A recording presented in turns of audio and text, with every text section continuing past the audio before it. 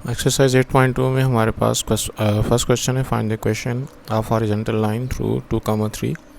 तो 2,3 से गुजरती हुई जब हम हॉरिजॉन्टल लाइन मालूम करेंगे तो जो हमारे पास फार्मूला है वो है y माइनस y1 और x minus x1 is equal to m। m जो है वो इसका स्लोप है और x1 y1 वो पॉइंट है जहाँ से गुजर रहा है। तो 2,3 x1 y1 हो गया और m चूँकि स्लोप है तो स्लोप के फार्मूला हमारे पास टेंजेंट अल्फ़ा भी है। अल्फ़ा चूँकि अब इन सारे केसेस में ज़ीरो होगा क्योंकि हॉरिजॉन्टल लाइन है, तो हॉरिजॉन्टल लाइन एक्स एक्सिस के साथ 0 डिग्री का एंगल बनाती है, तो सब के लिए m जो है वो tangent of zero that is zero है। तो उसके हिसाब से अब मैं जब इस फार्मूले के अंदर वैल्यू की पुटिंग करूँगा तो y माइनस y1 की बजाय 3, x माइनस x1 की बजाय 2 क्योंकि ये मेरा x1 y1 है, और m की बजाय जब मैं टेंजेंट ऑफ ज़ीरो पुट करता हूँ तो कोई फ्रैक्शन ज़ीरो के बराबर जब होता है तो न्यूमरेटर को हम ज़ीरो के इक्वल पुट कर देते हैं। तो y minus 3 is equal to zero जो है ये हमारी रिक्वायर्ड लाइन हो गई। इसी तरीके से अगले केस में भी y minus 0 upon x minus 8, वही y माइनस y1 और x minus x1 is equal to zero. तो यहाँ से y minus 0 is equal to zero या y is equal to zero जो है ये हमारी रिक्वायर्ड लाइन हो जाएगी। यहाँ पे भी y minus minus plus plus 9 और x minus minus plus plus 5। जब हम यहाँ पे माइनस के आगे ये वाली वैल्यू पुट करेंगे, फार्मूला जो है y minus y1 x minus x1, तो माइनस इस माइनस को भी प्लस कर देगा और माइनस इस दूसरे माइनस को भी प्लस कर देगा। तो ये जब वैल्यू ज़ीरो के बराबर हुई तो इसमें भी numerator y plus 9 equal to zero. यहाँ पे जब हम y माइनस y1 तो minus minus plus y plus 5/2 x minus minus plus plus 3/2 is equal to zero. इसमें भी जो न्यूमरेटर है y प्लस 5/2 उसको हम ज़ीरो के इक्वल ले लेंगे, तो ये जो है हमारी रिक्वायर्ड इक्वेशन हो जाएगी। क्वेश्चन नंबर 2 में है जी, find the vertical line equation through 1,5। Vertical line सीधी होती है और 1,5 अगर यहाँ से पास हो रहा है तो हमारे पास इक्वेशन ऑफ लाइन का फार्मूला है y minus y1 x minus x1 is equal to m। अब m चूँकि टेंजेंट अल्फ़ा के बराबर होता है और यहाँ पे अल्फ़ा की वैल्यू 90, क्योंकि वर्टिकल लाइन की हम बात कर रहे हैं तो टेन ऑफ 90 इन्फिनिटी, लिहाजा इन सारे केसेस में हम m की वैल्यू को इन्फिनिटी ले लेंगे। और m इन्फिनिटी कब आता है? जब डिनोमिनेटर हमारे पास ज़ीरो के बराबर हो। तो हम इस फार्मूले को अप्लाई करते हुए डिनोमिनेटर को ज़ीरो करते जाएंगे और इक्वेशन बनाएंगे। इस तरीके से हमें वो लाइन की इक्वेशन मिलेगी जो कि 1,5 से पास हो रही है। तो फार्मूले में जब मैं वैल्यू पुट करता हूँ तो y माइनस y1 यानी कि y माइनस 5 और x minus x1 is equal to tangent of 90 infinity, और कोई फ्रैक्शन इन्फिनिटी के बराबर कब होता है? जब डिनोमिनेटर ज़ीरो के बराबर हो। तो x minus 1 is equal to zero, ये हमारा आंसर आ जाएगा। सेकेंड पार्ट में भी y minus 6 upon x minus 9 is equal to infinity, क्योंकि टेंजेंट ऑफ 90 इन्फिनिटी के बराबर है। तो इससे हमारा जो आंसर आएगा denominator x minus 9 equal to zero. यहाँ पे भी y minus minus plus plus 7 और x minus 4 minus minus plus 4 equal to infinity, और इस केस में भी जो डिनोमिनेटर है x प्लस 4 उसको हम ज़ीरो ले लेंगे, क्योंकि डिनोमिनेटर ज़ीरो होगा तो आंसर जो है वो इन्फिनिटी आएगा। इस केस में भी y माइनस 3/4 और x माइनस 1/4, और इसको भी हम इन्फिनिटी के इक्वल लेंगे। तो इन्फिनिटी के इक्वल लेंगे तो x minus 1/4 is equal to zero जो है हमको डिनोमिनेटर की जो वैल्यू उसको ज़ीरो के इक्वल लेना होगा। क्वेश्चन नंबर 3 में हमको जो गिवन इन्फॉर्मेशन है उनकी बुनियाद पे हमें इक्वेशन ऑफ लाइन निकालनी है। हम इसमें भी y minus y1 x minus x1 is equal to m का फार्मूला इस्तेमाल करेंगे। m जो है वो स्लोप है और x1 y1 वो पॉइंट है जहाँ से कि हमारी लाइन पास हो रही है। अब स्लोप 2 है और y इंटरसेप्ट जो है वो हमारे पास है जी माइनस 3।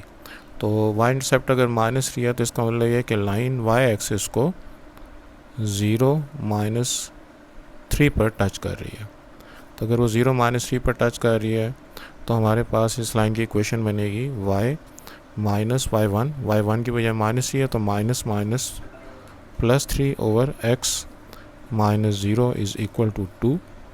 ये हमारे पास स्लोप की वैल्यू आ गई। और इसको अगर हम सिंप्लीफाई करते हैं तो y + 3 is equal to 2x, या इसको स्टैंडर्ड फॉर्म में लिखें तो 0 is equal to 2x - y - 3।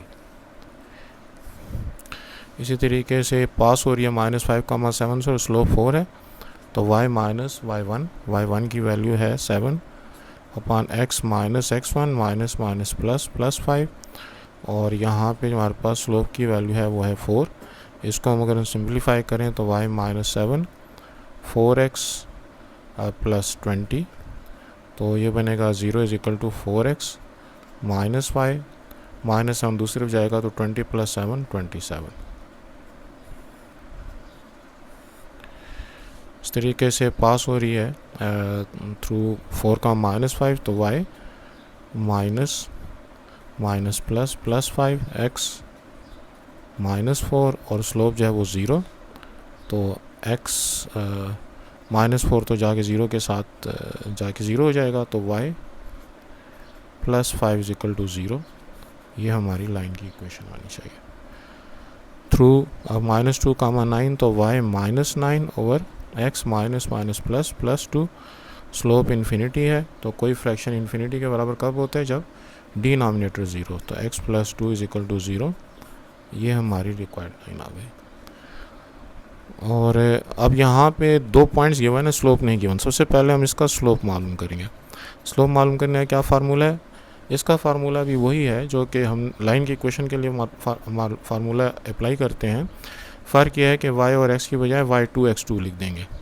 तो जब हमें लाइन के 2 पॉइंट्स पता हो तो y2 - y1 over x2 - x1, ये बनेगा -4 - 1 ओवर 2 -+ 6। तो जैसे कि हमने पीछे के सवालात में सीखा हुआ है, तो ऊपर हमारे पास आएगा -4 - 1 -5 और नीचे 6 + 2 8। अब हमें स्लोप पता चल गया। तो अब जब मैं इक्वेशन ऑफ लाइन मालूम करता हूँ तो y - y, मर्ज़ी है मेरी कि मैं इस पॉइंट को x1 y1 के तौर पर इस्तेमाल करता हूँ या इस पॉइंट को x1 y1 के तौर पर इस्तेमाल करता हूँ। अगर इसको इस्तेमाल, और दोनों सूरतों में आंसर सेम ही आएगा, तो y - y1 over x - x1 minus plus हो जाएगा इज़ इक्वल टू -5/8। अब इसको अगर मैं सिंप्लीफाई करता हूँ तो 8y - 8 is equal to -5x - 30। Values को अगर इस तरफ लेकर आएँ तो 5x + 8y -8 इधर आ गया तो +30 और -8 + 22 इक्वल टू 0। लिहाजा ये हमारी लाइन की इक्वेशन होगी।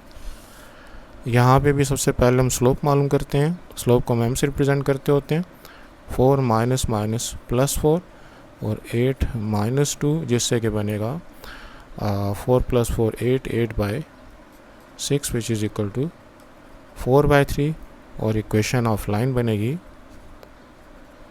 y हम अगर इस पॉइंट को इस्तेमाल करें तो y + 4 over x - 2 is equal to 4/3, और अगर हम क्रॉस मल्टीप्लाई करें 3y + 12 is equal to 4x - 8। और वैल्यूज़ को अगर दूसरी तरफ लेकर जाएँ तो 4x - 3y -12 - 8, ये दोनों मिलकर -20।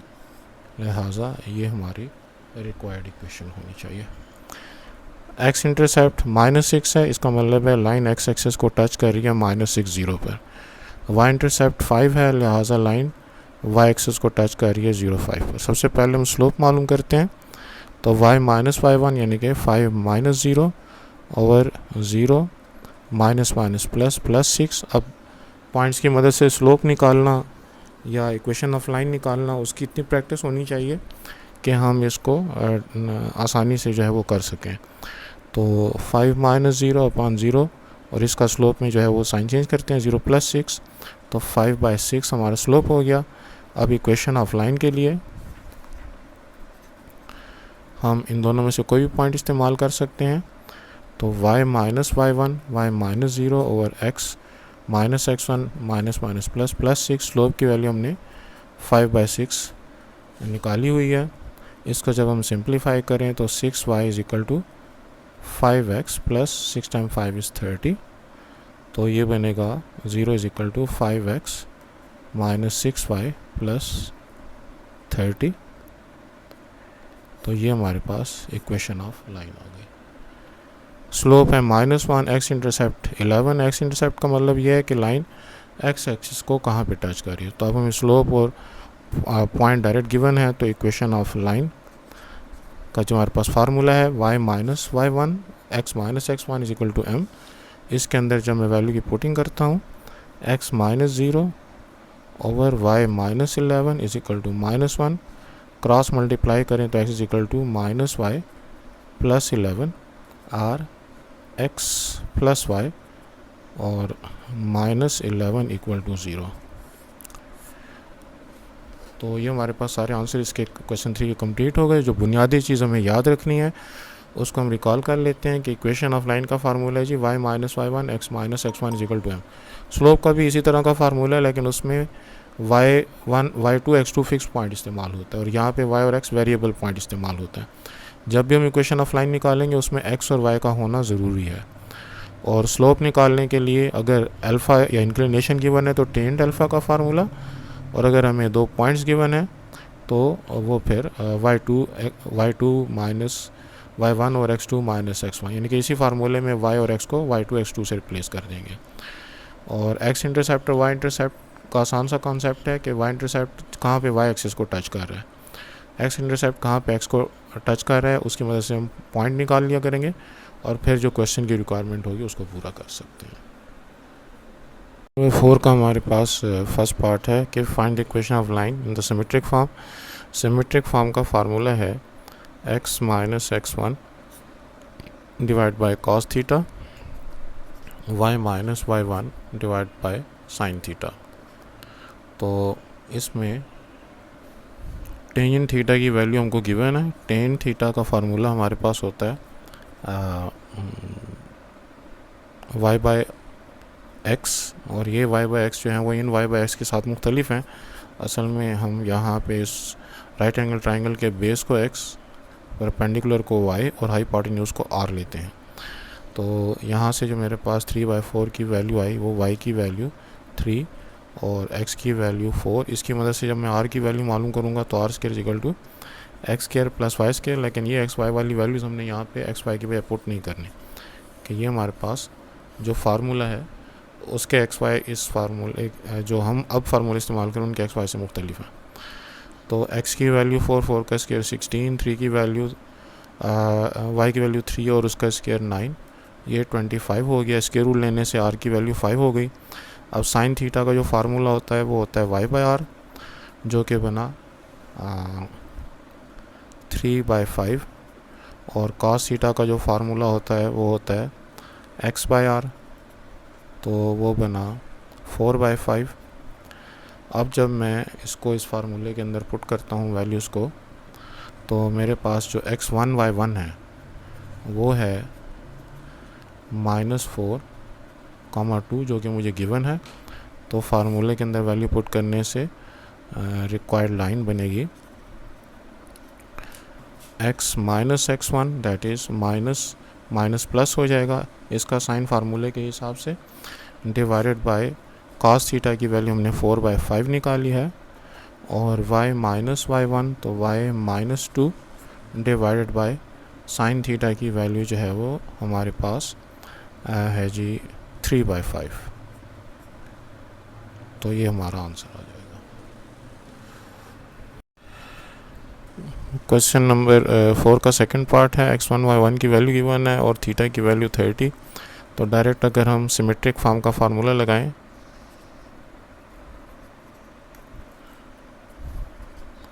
तो वो है जी x minus x1 cos theta, y minus y1 sine theta. तो x माइनस x1 की वैल्यू है 6 और थीटा की वैल्यू यहाँ पे 30 गिवन है, तो cos 30, y minus y1 minus 6 है तो माइनस प्लस 6 हो गया, और यहाँ पे थीटा की वैल्यू 30 है तो साइन ऑफ 30 हो गया। तो इसको अब मज़ीद सिम्प्लीफाई करने की ज़रूरत नहीं है, बुक में जिस तरह से आंसर है वो यही है। तो ये हमारा आंसर हो गया। क्वेश्चन नंबर 5 में find the equation of the line in the normal form p is equal to 5 theta is equal to 120। तो हमारे पास जो नॉर्मल लाइन फॉर्म का फार्मूला है वो है जी x cos alpha plus y sine alpha is equal to p। Alpha लगाएं थीटा लगाएं एक ही बात है। अब इसमें जो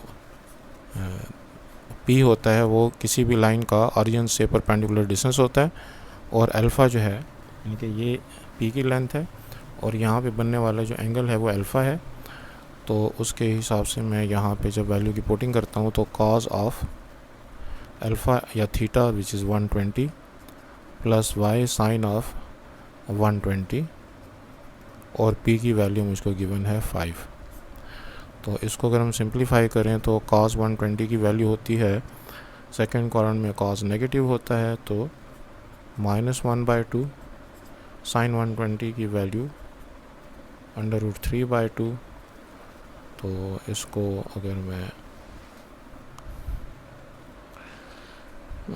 अगर हम इसको 2 के साथ मल्टीप्लाई करें तो -x और बल्कि -2 के साथ अगर मल्टीप्लाई करें ताकि नेगेटिव साइन भी ख़त्म हो जाए तो +x minus √3y is equal to -10। So x minus √3y plus 10 equal to 0। तो ये हमारे पास रिक्वायर्ड नॉर्मल लाइन आ जाएगी। तो ये हमने क्या किया, इसको मल्टीप्लाई किया, यानी कि क्वेश्चन 1 को मल्टीप्लाई किया है -√-2 के साथ, ताकि डिनोमिनेटर का जो 2 है वो ख़त्म हो जाए। क्वेश्चन नंबर 5 का जो हमारे पास सेकंड पार्ट है, इसमें p की वैल्यू 10 है, tan थीटा की वैल्यू 1 है। तो हमारे पास जो नॉर्मल फॉर्म का फार्मूला है वो है x cos अल्फ़ा या theta plus y sine theta is equal to p। तो मैं यहाँ पे x cos of cos theta की वैल्यू मुझको चूँकि गिवन है तो यहाँ से मैं गैस कर सकता हूँ कि थीटा जो है वो 45 डिग्री, क्योंकि थीटा 45 के लिए tan 1 होता है। तो मैं डायरेक्ट अगर यहाँ पे इसकी वैल्यू लगा दूँ cos ऑफ 45 और यहाँ पे y साइन ऑफ 45 और p की वैल्यू 1 लगा दूँ तो cos 45 की वैल्यू होती है 1/√2 और साइन 45 की वैल्यू भी होती है 1/√2 इज इक्वल टू 1। तो अब मैं इसको अगर मल्टीप्लाई कर दूँ √2 के साथ तो x plus y is equal to √2 और x प्लस वाई और √2 को अगर मैं दूसरी साइड पर लेकर आऊँ तो ये मेरी रिक्वायर्ड नॉर्मल फॉर्म होनी चाहिए। अच्छा, यहाँ मुझसे गलती, p की वैल्यू हमारे पास 10, तो यहाँ पे भी 10 और यहाँ पे भी √2 इंटू 10 या 10/√2। बुक के आंसर में जो 2/10 लिखा हुआ है मेरा ख्याल है वो गलत है, ये आंसर ठीक है।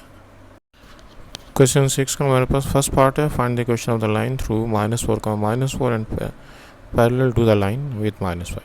इसका मतलब है कि हमारी जो गिवन लाइन है वो -4 से पास हो रही है, और जो हमारी रिक्वायर्ड लाइन है वो नहीं है, तो मैंने इसको उल्टा कर दिया। जो हमारी रिक्वायर्ड लाइन है वो -4 से पास हो रही है, और जो हमारी गिवन लाइन है उसका स्लोप हमको गिवन है -5। तो ये हमारी रिक्वायर्ड लाइन है। अब रिक्वायर्ड लाइन की जो इक्वेशन होती है, रिक्वायर्ड लाइन स्लोप सबसे पहले तो हम निकालते हैं। जब दो लाइनें पैरेलल होते हैं तो उनके स्लोप्स इक्वल होते हैं, तो हमारी रिक्वायर्ड लाइन का स्लोप भी -5 होगा। क्यों? क्योंकि जब दो लाइन आपस में पैरेलल हों तो उनके स्लोप्स आपस में इक्वल होते हैं। इसका रीज़न दे देंगे पैरेलल टू गिवन लाइन। अब इक्वेशन ऑफ रिक्वायर्ड लाइन, किसी भी लाइन की इक्वेशन मालूम करने के लिए फार्मूला क्या है, y - y1 x minus x one is equal to m. इस फार्मूले की मदद से हम किसी भी लाइन की इक्वेशन निकाल सकते हैं जिसका हमको एक पॉइंट गिवन हो और उसका स्लोप गिवन हो। तो स्लोप हमने अपनी रिक्वायर्ड लाइन का फाइंड कर लिया है कि चूँकि वो गिवन लाइन के पैरेलल है, लिहाजा दोनों के स्लोप्स इक्वल होंगे, तो हमारी रिक्वायर्ड लाइन का भी स्लोप -5। और ये x1 y1 की वैल्यू हमको गिवन है -4, सो y माइनस माइनस प्लस 4, और नीचे भी x minus x1 minus minus plus 4, और m की वैल्यू -5। अब अगर मैं इसको सिंप्लीफाई करता हूँ तो y plus 4 is equal to -5x minus 20, और ये बनेगा 5x प्लस y, और -20 इधर आकर +20, तो +24 इक्वल टू 0। तो ये हमारी इक्वेशन ऑफ रिक्वायर्ड लाइन हो गई। क्वेश्चन 6 के सेकंड पार्ट में है कि हमारी जो रिक्वायर्ड लाइन है वो पास हो रही है 5,-1 से, और जिस लाइन के ये परपेंडिकुलर है, यानी कि जिसके साथ 90 डिग्री का एंगल बना रही है, तो गिवन लाइन का जो स्लोप है वो है 1/4। अब हमने ये सीखा होगा कि जब दो लाइनें परपेंडिकुलर होती हैं तो इनके स्लोप का प्रोडक्ट -1 होता है। तो अगर गिवन लाइन का स्लोप 1/4 है तो रिक्वायर्ड लाइन का स्लोप क्या होना चाहिए? वो होना चाहिए -4, क्योंकि इन दोनों को जब मल्टीप्लाई करेंगे तो फिर हमारे पास -1 आएगा। तो सबसे पहले तो स्लोप ऑफ रिक्वायर्ड लाइन हम लिखते हैं,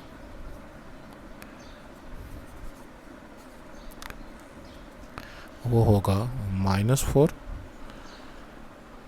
as required line is perpendicular to given line.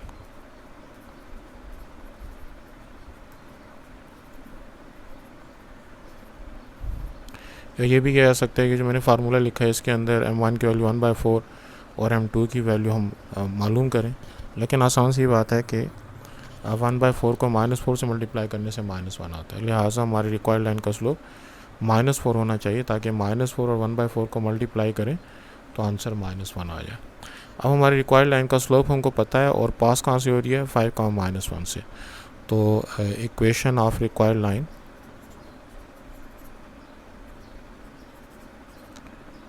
उसका हम पहले फार्मूला लिख लेते हैं, y minus y1 x minus x1 is equal to m। तो यहाँ पे y माइनस y1 जब मैं लिखूँगा तो y1 की बजाय -1, ये जो है मेरे x1 y1 है, और माइनस माइनस प्लस हो गया क्योंकि y1 की वैल्यू में माइनस है, y plus 1 over x minus x1, और m की वैल्यू क्या होगी जी? -4। तो अगर मैं क्रॉस मल्टीप्लाई करूँ तो y plus 1 is equal to -4x minus minus plus 20, 4x को इधर लेकर आते हैं, 4x plus y is equal to 1 minus 20, so -19। तो ये हमारी रिक्वायर्ड लाइन हो गई। क्वेश्चन नंबर 6 का जो हमारे पास थर्ड पार्ट है, हमारी रिक्वायर्ड लाइन का y इंटरसेप्ट 4 है। मतलब ये हुआ कि हमारी लाइन जो है वो 0,4 से गुज़र रही है, ये हमारी रिक्वायर्ड लाइन है, और जिस लाइन के वो पैरेलल है उसका स्लोप 1/2 है। गिवन लाइन का स्लोप हमारे पास 1/2 है। अब चूंकि दोनों लाइनें पैरेलल हैं, लिहाजा दोनों के स्लोप्स इक्वल होंगे, तो स्लोप ऑफ रिक्वायर्ड लाइन वो हम लिख सकते हैं कि वो भी 1/2 होगा। क्यों? Parallel to given line. ये इसकी जस्टिफिकेशन हो गई कि हम अपनी रिक्वायर्ड लाइन का स्लोप 1/2 क्यों ले रहे हैं, और जहाँ से पास हो रही है 0,4 से वो पास हो रही है। तो अब इक्वेशन ऑफ रिक्वायर्ड लाइन उसका हम पहले फार्मूला लिख लेते हैं, y minus y1 x minus x1 is equal to m। इसके अंदर जब मैं वैल्यू की पुटिंग करता हूँ तो y1 की वैल्यू 4, x माइनस x1 की वैल्यू 0, m की वैल्यू 1/2 क्रॉस मल्टीप्लाई कर देते हैं, 2y minus 8 is equal to x, और इसको अगर हम सिंप्लीफाई करें तो 0 is equal to x minus 2y plus 8 equal to 0। Fourth part में है कि जो हमारी रिक्वायर्ड लाइन है उसका x इंटरसेप्ट है वो -2 है। तो अगर x इंटरसेप्ट इसका -2 है तो ये -2, 0 से पास होगी, और जिस लाइन के परपेंडिकुलर है गिवन लाइन उसका स्लोप है 4। अब m1 इंटू m2 -1 के बराबर होता है जब दो लाइनें आपस में परपेंडिकुलर हों। तो ये तो x1 y1 हो गया हमारे फार्मूले का, और इसका जो स्लोप होगा, अब हमने वो स्लोप ऐसे लेना है कि जब हम 4 के साथ मल्टीप्लाई करें तो आंसर -1 आए, लिहाजा वो हमको -1/4 चूज़ करना पड़ेगा, क्योंकि -1/4 जब 4 के साथ मल्टीप्लाई करेंगे तो आंसर -1 आएगा। तो स्लोप ऑफ रिक्वायर्ड लाइन ये हो गया -1/4, और justification perpendicular to given line.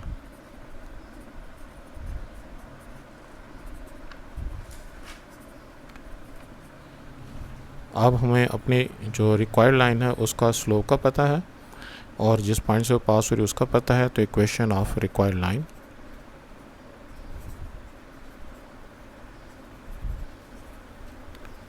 उसका फार्मूला हम लिखेंगे y minus y1 over x minus x1 is equal to m।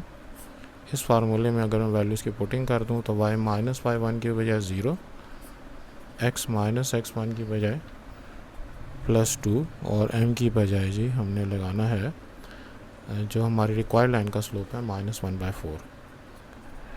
इसको अगर मैं सिंप्लीफाई करता हूँ तो 4y is equal to -x minus 2 cross multiply करें, x को इधर लेकर आएँ, x plus 4y plus 2 equal to 0, जो कि हमारी रिक्वायर्ड लाइन होनी चाहिए।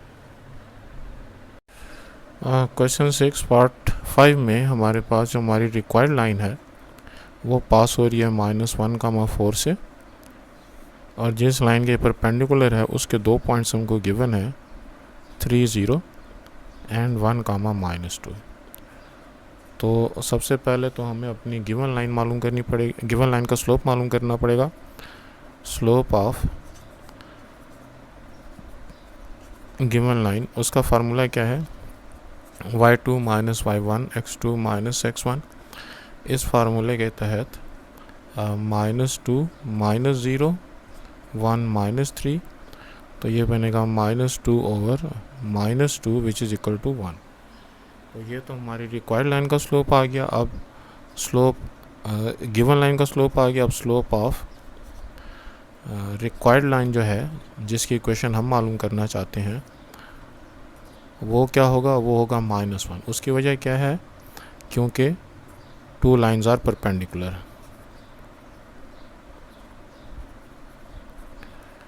कौन सी, रिक्वायर्ड और गिवन। तो जब दो लाइनें एक दूसरे के परपेंडिकुलर हों तो उनके स्लोप का प्रोडक्ट -1 आना चाहिए। तो अगर इसका स्लोप हमारे पास 1 आया है तो रिक्वायर्ड लाइन का जो स्लोप है वो -1 आना चाहिए, ताकि दोनों को मल्टीप्लाई करें तो -1 आए, क्योंकि -1 आएगा तो दोनों लाइनें एक दूसरे के परपेंडिकुलर होंगी। अब इक्वेशन ऑफ गिवन लाइन, इसमें हम y माइनस y1 और x minus x1 is equal to m के फार्मूले में जब वैल्यूज़ की पुटिंग करेंगे तो हमने गलती नहीं करनी कि हम ये 2 पॉइंट्स इस्तेमाल करें, क्योंकि ये तो हमारी रिक्वायर्ड लाइन पर है ही नहीं। रिक्वायर्ड लाइन पर जो हमारे पास पॉइंट है उसी पॉइंट को हम इस फार्मूले में इस्तेमाल करेंगे। तो y minus 4 over x minus minus plus plus 1, और m की वैल्यू हमारी जो रिक्वायर्ड लाइन उसका स्लोप है -1। इसको सिंप्लीफाई करने की खातिर जो हमारे पास इक्वेशन बनती है वो है, क्रॉस मल्टीप्लाई अगर मैं करूं तो y minus 4 is equal to -x -1। तो -x को इधर लेकर आते हैं, x प्लस वाई -4 और +1, तो आंसर हमारे पास आ गया x plus y minus 3 equal to 0, जो कि हमारी रिक्वायर्ड लाइन होनी चाहिए। क्वेश्चन 6 का 6 पार्ट है कि हमारी जो लाइन है वो 6 का माइनस 4 से गुजर रही है। तो 6 का माइनस 4 से हमारी लाइन गुजर रही है और ये हमारी गिवन लाइन है and parallel to the line, और ये जिस लाइन के पैरेलल है, सॉरी ये हमारी रिक्वायर्ड लाइन है और गिवन लाइन जिसके हमें 2 पॉइंट्स गिवन है, तो वो -5, 2 और 3, 6 से पास हो रही है। तो अब दोनों के स्लोप से हम आपस में इक्वल होंगे। सबसे पहले हम स्लोप ऑफ गिवन लाइन मालूम करते हैं और उसका formula y2 minus y1 x2 minus x1, जिसकी मदद से 6 minus 2 over 3 minus minus plus 5, 6 minus 2 4 और 3 प्लस 5 8, आंसर 1/2 आ गया। तो स्लोप ऑफ जो रिक्वायर्ड लाइन है वो भी यही होगा, क्योंकि 2 लाइनें जब पैरेलल हों तो स्लोप बराबर होते हैं।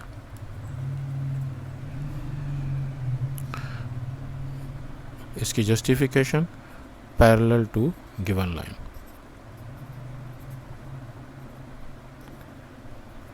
अब हमारी जो रिक्वायर्ड लाइन उसका स्लोप हमें पता चल गया और जहाँ से पास हो रही है वो पॉइंट अहम है, वो 6 का माइनस 4 है। लिहाजा इक्वेशन ऑफ लाइन का जो फार्मूला है y minus y1 x minus x1 is equal to m, इसमें हम x1 y1 की बजाय ये वाला पॉइंट इस्तेमाल करेंगे जहाँ से हमारी रिक्वायर्ड लाइन पास हो रही है।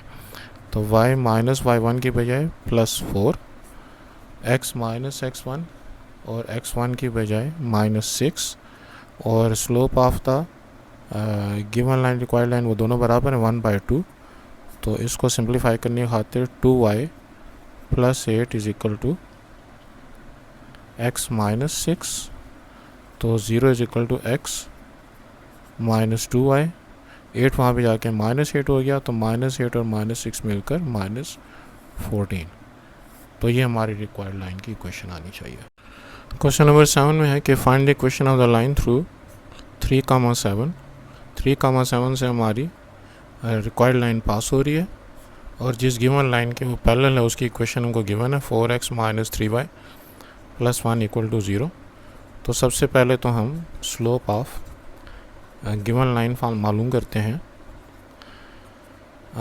ऐसी जब इक्वेशन हमको गिवन हो तो फिर स्लोप का फार्मूला होता है हमारे पास -a/b। a जो है वो x का कोएफिशिएंट और b जो है वो y का कोएफिशिएंट।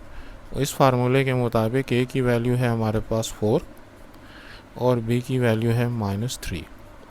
तो इस फार्मूले में a x का कोएफिशिएंट, b y का कोएफिशिएंट -3, आंसर आ गया 4/3। अब चूँकि हमारी स्लोप ऑफ रिक्वायर्ड लाइन वो भी 4/3 होगा, क्योंकि जस्टिफिकेशन क्या है, parallel to given line.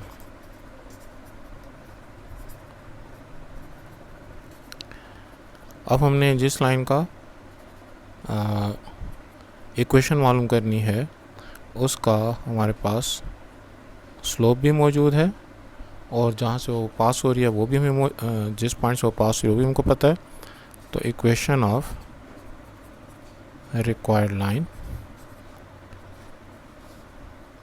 y minus y1 x minus x1 is equal to m के हिसाब से y1 7, x1 3 और m की वैल्यू 4/3। तो क्रॉस मल्टीप्लाई अगर हम करें तो 3y minus 21 is equal to 4x minus 12। अगर मैं इसको सिंप्लीफाई करूं तो 4x minus 3y minus 12 plus 21, तो 0 is equal to 4x minus 3y और ये +9।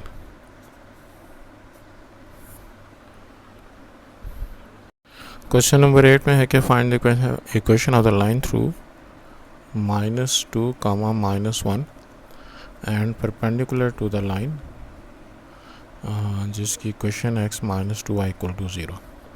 तो इसमें सबसे ये हमारी रिक्वायर्ड लाइन है, ये हमारी गिवन लाइन है। तो स्लोप ऑफ गिवन लाइन जब हम निकालेंगे तो उसका फार्मूला है -a/b। तो a की वैल्यू x का कोफिशिएंट 1, b की वैल्यू y का कोफिशिएंट -2, इसकी वैल्यू हमारे पास बन गई 1/2। अब अगर इसका जो स्लोप है अगर 1/2 है तो हमारी जो रिक्वायर्ड लाइन का स्लोप होगा वो -2 होना चाहिए, क्योंकि दोनों लाइनें परपेंडिकुलर हैं और जब दो लाइनें परपेंडिकुलर होती हैं तो उनके स्लोप का प्रोडक्ट -1 होता है। तो इस हिसाब से स्लोप ऑफ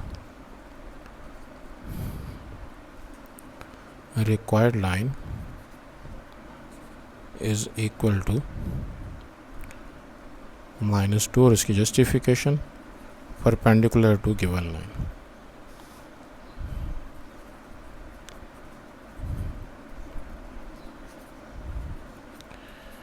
अब हमारे पास जो हमारी रिक्वायर्ड लाइन है उसका स्लोप भी हमें पता है और जहाँ से वो पास हो रही है वो भी हमको पता है, तो हम उसकी इक्वेशन निकाल सकते हैं। इक्वेशन ऑफ रिक्वायर्ड लाइन, इसका जो फार्मूला होता है y - y1 x - x1 = m। y1 की बजाय हम इसमें -1 पुट करेंगे तो माइनस प्लस +1, x - x1 तो -++2 और m की वैल्यू जो हमारी रिक्वायर्ड लाइन का स्लोप है वो है -2। इसको सिंप्लीफाई करने से y + 1 = -2x - 4 और 2x को इधर लेकर आऊँ तो +2x प्लस y -4 इधर आकर +4, 1 + 4 = 5। तो इक्वेशन ऑफ रिक्वायर्ड लाइन हमारे पास हो जाएगा 2x + y + 5 = 0। क्वेश्चन नंबर 9 में है हमारे पास find the equation of perpendicular bisector. Perpendicular bisector जो होता है ऐसी लाइन होती है जो कि मिड पॉइंट से भी गुजरे और 90 डिग्री का एंगल भी बनाए, और जिस लाइन से ये गुजर रही है इसके एंड पॉइंट्स 0,6 और 2 - 2 की सूरत में हमें गिवन है। तो ये हमारी गिवन लाइन हो गई, ये हमारी रिक्वायर्ड लाइन हो गई। अब रिक्वायर्ड लाइन जो है उस का स्लोप मालूम करने से पहले हम उसका जो गिवन लाइन उसका स्लोप और मिड पॉइंट मालूम करते हैं। तो mid point of given line formula है जी x1 + x2 / 2 y1 + y2 / 2 जो हमने पीछे के चैप्टर में किया हुआ है। 0 + 2 / 2 6 और ये -2 का साइन हम चेंज नहीं करेंगे। 6 - 2 / 2 ये आएगा 1 और ये आएगा 6 - 2 4 4 / 2 = 2। तो यहाँ से हमारी जो गिवन और रिक्वायर्ड लाइंस दोनों हैं वो पास हो रही हैं और जो स्लोप ऑफ गिवन लाइन है उसके लिए जो फार्मूला है y2 - y1 / x2 - x1 इसको हम इस्तेमाल करेंगे। तो इसके मुताबिक -2 - 6 2 - 0 which is equal to -8/2 which is equal to -4। अब अगर हमारी गिवन लाइन का स्लोप है जी -4 तो रिक्वायर्ड लाइन का स्लोप होना चाहिए 1/4, और उस 1/4 का जो मकसद है वो ये है कि जब हम इन दोनों वैल्यूज़ को आपस में मल्टीप्लाई करें तो हमारा आंसर -1 आना चाहिए। -1 इसलिए कि हमारी गिवन लाइन का स्लोप -4 है और रिक्वायर्ड लाइन चूँकि इस गिवन लाइन को परपेंडिकुलर है तो दोनों का प्रोडक्ट -1 आना चाहिए। इस हिसाब से स्लोप ऑफ रिक्वायर्ड लाइन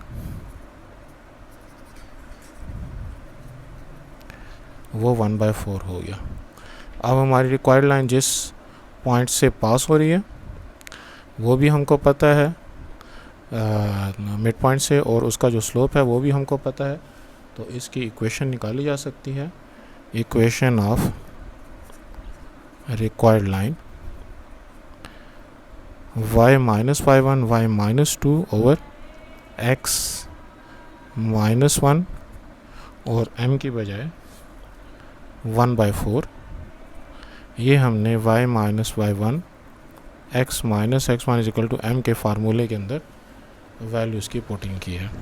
इसको अब मैं अगर सिंप्लीफाई करता हूँ तो 4y minus 8 is equal to 1 into x minus one, और सिंप्लीफाई करने से x माइनस 4y ये वहाँ पे जाके प्लस 8 हो जाएगा, minus one plus 8 is equal two plus 7।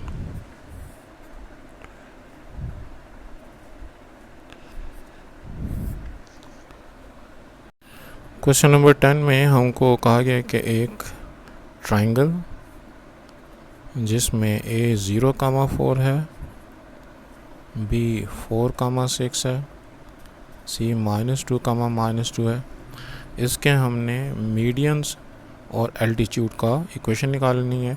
Median जो है वो यहाँ से स्टार्ट होगा और अपोजिट साइड के मिड पॉइंट को मीट करेगा।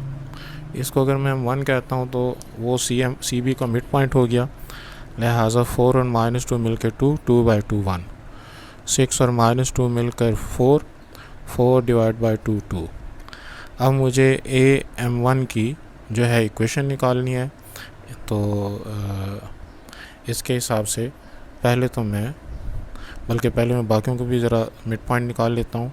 M2 जब हम निकालेंगे तो वो मेरे पास बनेगा 0 और -2 मिलकर -2 को 2 पर डिवाइड करेंगे तो -1, 4 और -2 मिलकर 2 डिवाइडेड बाई 2 इज़ 1। इसी तरीके से जो M3 होगा, अगर 0 और A और B का मिड पॉइंट तो 0 और 4 मिलके 4 डिवाइड बाई 2 4 + 6 10 डिवाइड बाई 2 5। तो ये हमने तीनों साइड के मिड पॉइंट निकाल लिया। अब स्लोप ऑफ AM1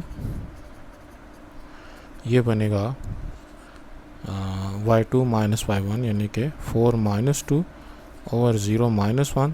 तो 4 -2 से 2 आया, 2 डिवाइड बाई -1 इज़ -2। और इसकी अगर मैं इक्वेशन लिखूं तो इक्वेशन बनेगी y minus y1 y minus 4। मेरी मर्ज़ी है कि मैं x1 y1 की बजाय 0 4 इस्तेमाल करता हूँ या 1 2 इस्तेमाल करता हूँ, क्योंकि मेरी रिक्वायर्ड लाइन इन दोनों पॉइंट्स में से गुजर रही है।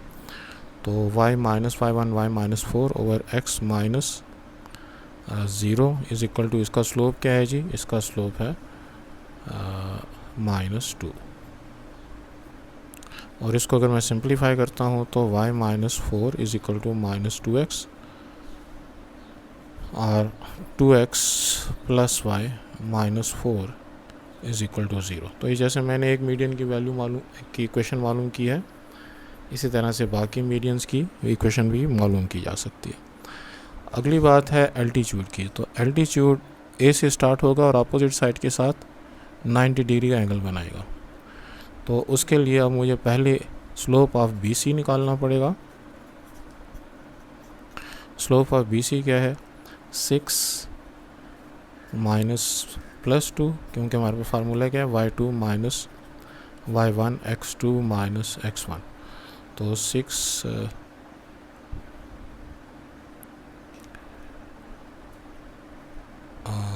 जो हमारे पास है BC का मैं स्लोप निकाल रहा हूँ, तो 6 + 2 ओवर 4 और माइनस प्लस 2। तो ये मेरे पास आता है जी 8/6 विच इज इक्वल टू 4/3।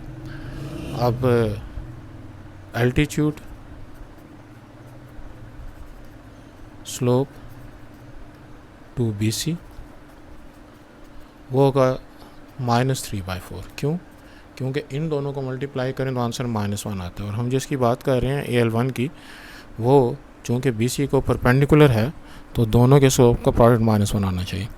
अब जो मेरा एल्टीट्यूड है उसका स्लोप -3/4 हो गया, और जहाँ से पास हो रहा है वो 0, -4 हो गया। तो इक्वेशन ऑफ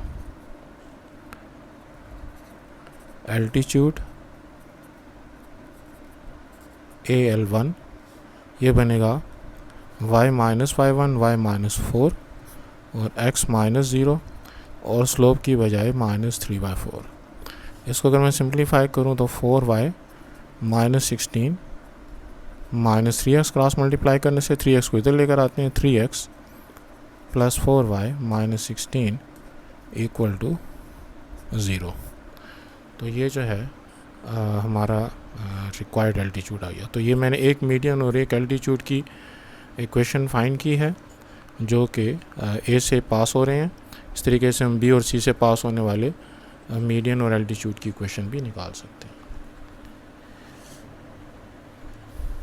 क्वेश्चन नंबर 11 में हमको स्टैंडर्ड फॉर्म या जनरल फॉर्म में इक्वेशन ऑफ लाइन गिवन है। जनरल फॉर्म होती है ax plus B Y plus C equal to 0 और हम इसको पहले स्लोप इंटरसेप्ट फॉर्म में कन्वर्ट करना है। स्लोप इंटरसेप्ट फॉर्म होता है y is equal to M X plus C. तो इसके लिए हमें y को सब्जेक्ट ऑफ द फार्मूला बनाना पड़ेगा। उसकी खातिर 8y is equal to minus 6x minus 11 और अब मैं 8 को सब पे डिवाइड कर लूँ तो माइनस 6x बाई 8 और माइनस 11 बाई 8। तो इससे के हिसाब से y is equal to minus 3/4 x minus 11 by 8 जो है ये हमारा स्लोप इंटरसेप्ट फॉर्म आ गई। m की वैल्यू माइनस 3/4 और c की वैल्यू minus 11 by 8। Two intercept form का हमारे पास फार्मूला होता है x by a plus y by b is equal to 1। तो x बाई ए के लिए इसको हम यूँ कर सकते हैं कि 6x प्लस 8y माइनस 11 को मैं दूसरी तरफ लेकर जाता हूँ प्लस 11 और अब जो है वो 11 पर सबको डिवाइड कर देता हूँ। 6x by 11 8y by 11 is equal to 1। तो फार्मूले की रिक्वायरमेंट के मुताबिक 1 आ गया। अब x के का जो कोएफिशिएंट है 6 बाई 11 ये नीचे जाके 11 बाई 6 हो जाएगा और y का जो कोएफिशिएंट है 8 बाई 11 ये नीचे जाके 11 बाई 8 हो जाएगा। तो a की वैल्यू 11 बाई 6 और b की वैल्यू 11 बाई 8। तो ये हमारे पास टू इंटरसेप्ट फॉर्म हो गई। पॉइंट स्लोप फॉर्म जो है वो है y minus y1 x minus x1 is equal to m। Normally हम किसी भी इक्वेशन को फाइंड करने खातिर इस पॉइंट स्लोप फॉर्म को जो है वो इस्तेमाल करते हैं। तो इसमें हमारे पास इसके लिए एक तो मुझे इस लाइन के ऊपर मौजूद एक पॉइंट चाहिए और दूसरा इसका स्लोप चाहिए। m का फार्मूला तो माइनस a बाई बी के फार्मूले से माइनस x की का कोएफिशिएंट a जो है वो 6 है और y का कोएफिशिएंट b जो है वो 8 है। तो माइनस 6 बाई 8 जो कि हो गया माइनस 3/4। और पॉइंट के लिए मैं ये कर सकता हूँ कि मैं यहाँ पे x की कोई वैल्यू पुट करूँ और y की कॉरस्पॉन्डिंग वैल्यू मुझे मिल जाए। तो मैं उसकी खातिर अगर x को 0 पुट कर लूँ तो y की कॉरस्पॉन्डिंग वैल्यू 11 बाई 8 आती है। तो इसके हिसाब से 0, 11 बाई 8 मेरे पास इस लाइन पे मौजूद एक पॉइंट हो गया। यानी कि या तो मैं x को 0 पुट करूँ या y को 0 पुट करूँ ताकि मुझे इसका x या y इंटरसेप्ट मिल जाए। तो x की वैल्यू 0 पुट करने से y की वैल्यू चूँकि 11 बाई 8 आती है तो इस तरीके से मैंने इस लाइन का एक पॉइंट मालूम कर लिया। अब इस फार्मूले में वैल्यू पुट करने की सूरत में y माइनस 11 बाई 8 और x minus 0 is equal to minus 3/4। तो ये हमारे पास इसका पॉइंट स्लोप फॉर्म आ गया। इसकी और भी कई डिफरेंट सूरतें हो सकती हैं, ये एक इसका फॉर्मेट है। 2 पॉइंट फॉर्म जो होता है हमारे पास वो होता है y minus y1 over y1 minus y2 x minus x1 over x1 minus x2। तो चूँकि मुझे इस लाइन के ऊपर मौजूद 2 पॉइंट्स चाहिए तो मैं अगर इसका x इंटरसेप्ट मालूम करूँ यानी कि x की वैल्यू x इंटरसेप्ट के खातिर अगर y को 0 पुट करूँ तो x की वैल्यू आती है 11 बाई 6। तो 11 बाई 6 कामा 0 और अगर y इंटरसेप्ट मालूम करूँ तो वो मेरे पास आता है अगर मैं x को 0 पुट कर लूँ तो y इज़ 11 बाई 8। तो 0, 11 बाई 8। अब इस फॉर्मेट में मैं अगर यहाँ पे वैल्यू पुट कर दूँ तो y माइनस y1 ये x1 y1 हो गया, ये मेरे पास x2 y2 हो गया तो y minus y1 y minus 0 over y1 minus y2, तो 0 माइनस 11/8 x माइनस x1, तो x1 इज़ 11/6 और यहाँ पे x1 minus x2 11/6 minus x2 0। इसी तरीके से नॉर्मल फॉर्म जो होती है वो होती है x cos alpha plus y sin alpha is equal to p। तो इसमें सबसे पहले तो मुझे जो है वो r की वैल्यू मालूम करनी होगी, क्योंकि यहाँ पे x के कोएफिशिएंट को मैं cos अल्फ़ा या sin अल्फ़ा नहीं ले सकता। ये 6 और 8 हैं जो कि cos अल्फ़ा या sin अल्फ़ा की वैल्यू नहीं हो सकते। तो हम r की वैल्यू लेने के लिए x का कोएफिशिएंट 6 उसका स्क्वायर और y का कोएफिशिएंट 8 उसका स्क्वायर, जिससे कि वैल्यू आती है √6 का स्क्वायर 36, 8 का स्क्वायर 64। तो ये बना 6 + 4 10 और 6 + 3 900। तो ये हमारे पास 10 बन गया। अब 10 से मैं इसको थ्रू आउट डिवाइड कर दूंगा, तो 6x/10 प्लस 8y/10 और -11 को दूसरी तरफ लेकर जाएं तो प्लस 11/10। अब ये हमारे पास इस फॉर्मेट को मैच कर रहा है, यानी कि 6 cos अल्फ़ा की वैल्यू हमारे पास 6/10 कट करके ये बनता है जी 3/5। sin अल्फ़ा की वैल्यू कट करके ये बनता है 4/5, जो कि cos अल्फ़ा और sin अल्फ़ा की वैलिड वैल्यू है, क्योंकि इन वैल्यूज़ का -1 और +1 के दरमियान में होना ज़रूरी है। और p की वैल्यू हमारे पास 11/10, जो कि परपेंडिकुलर से इस लाइन का डिस्टेंस है। जो लास्ट फॉर्म है सिमेट्रिक फॉर्म, तो उसकी खातिर x minus x1 over cos alpha, y minus y1 over sin alpha. तो इसमें हमारे पास पॉइंट्स तो हमने इसके बहुत से निकाले हुए हैं। अगर हम ये 0,11/8 इस्तेमाल कर लें तो x माइनस 0, cos अल्फ़ा की वैल्यू हमारे पास 3/5 आई है इसके लिए, और y माइनस y1 माइनस 11/8 और sin अल्फ़ा की वैल्यू हमारे पास 4/5 आई है। इसी मेथड से वो जो दूसरी इक्वेशन उसने दी हुई है पार्ट बी में, उनके लिए भी ये सारे फॉर्मेट जो हैं वो मालूम किए जा सकते हैं।